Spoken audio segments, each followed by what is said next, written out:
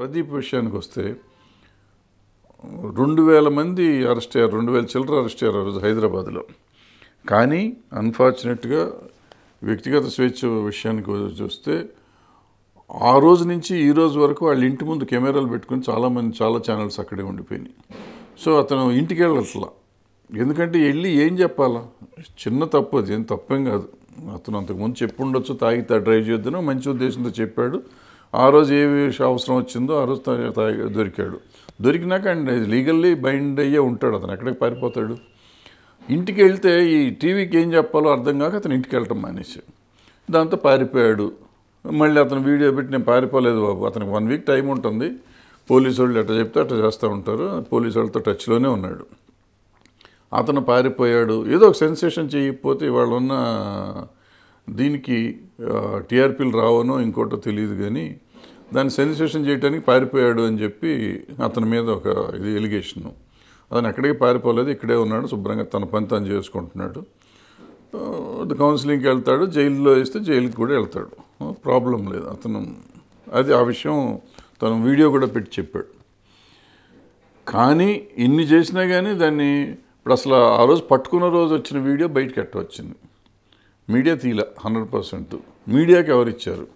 పోలీసులు తీసిచ్చారా, ఇంకోళ్ళు తీసిచ్చారా? ఇచ్చింది ఎవరు? అసలు ఎందుకు తీయనిస్తున్నారు వీళ్ళు?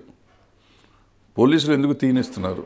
తీయనిచ్చి దాన్ని మీడియాకి బయటికి రానివ్వటం అనేది డెఫినెట్గా పోలీసు వాళ్ళ మీద యాక్షన్ తీసుకోవాలి ఆ విషయంలో.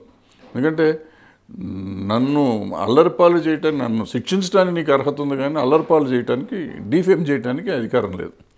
నేను అరెస్ట్ అయ్యి జైలుకి వెళ్ళినాక ఆటోమేటిక్గా డీఫేమ్ అవుతానేమో, అది వేరే సంగతి. బట్ నన్ను డీఫేమ్ చేద్దాను, అక్కడ బొమ్మ తీసి దాన్ని పట్టుకుని అందులో మీడియా 24 hours అదే పని. సోషల్ మీడియాలో అయితే టోటల్గా అదే పని. ఈ వారం నుంచి ట్రెండింగ్ ప్రదీపే, లేకపోతే గజల్ శ్రీనివాసే. ఏంటిది అసలు? ఎక్కడికి వెళ్తున్నాం మనం? ఇదన్న గొప్ప విషయమా? దేశానికి పనికొచ్చే పని ఇద్దరు ఏమన్నా చేశారా? ఇద్దరు చేయలేదు. దాన్ని పట్టుకుని ఇంత అల్లరి చేసేసి దాన్ని ఎక్కడికో తీసుకెళ్దామని అనుకునే ఈ మీడియా, దాన్ని క్యాష్ చేసుకుందాం అనుకునే మీడియా పర్టికులర్గా ఈ 2 విషయాలని క్యాష్ చేసుకుంటానికి, ఏదో అల్లరి చేయడానికి, వాళ్ళ సమస్యలు లేనట్టు. ఊళ్ళో రైతులు చచ్చిపోతున్నారు, విత్తనాలు కల్తీ విత్తనాలు వస్తున్నాయి, కల్తీ ఎరువులు వస్తున్నాయి, అన్నీ చచ్చిపోయేవాళ్ళు చచ్చిపోతున్నారు, పంటలు పండట్లేదు, నీళ్లు రావట్లేదు, రకరకాల సమస్యలు ఉన్నాయి దేశంలో. ఏ సమస్యని మనం పట్టించుకోకుండా ఒక వ్యక్తి తాగాడని, ఒక వ్యక్తి ఏదో ఒక అమ్మాయితో అసభ్యంగా ప్రవర్తించాడని వాటిని చూపించుకుంటూ మీరు చేస్తే మీరు కూడా చేస్తే బాగుంటుందన్న ఉద్దేశమో ఏంటో తెలియదు వీళ్ళకి. అంత దూరంగా తీసుకెళ్ళిపోతున్నారు, అంత ఘోరంగా తీసుకెళ్తున్నారు. అది నెక్స్ట్ జనరేషన్ మీద, పిల్లల మీద ఎంత ప్రభావితం చేస్తుంది అనేది అర్థం చేసుకోకుండా చేస్తున్నారు. దాన్ని వదిలిపెడుతున్న ప్రభుత్వానికి, చేస్తున్న మీడియాకి, దీన్ని చూస్తూ ఊరుకున్న పోలీసులని కూడా మనం తప్పుపట్టాలి. దీన్ని ఎవరన్నా గట్టిగా తీసుకోకపోతే మాత్రం ఇంకా అన్యాయం అయిపోతుంది.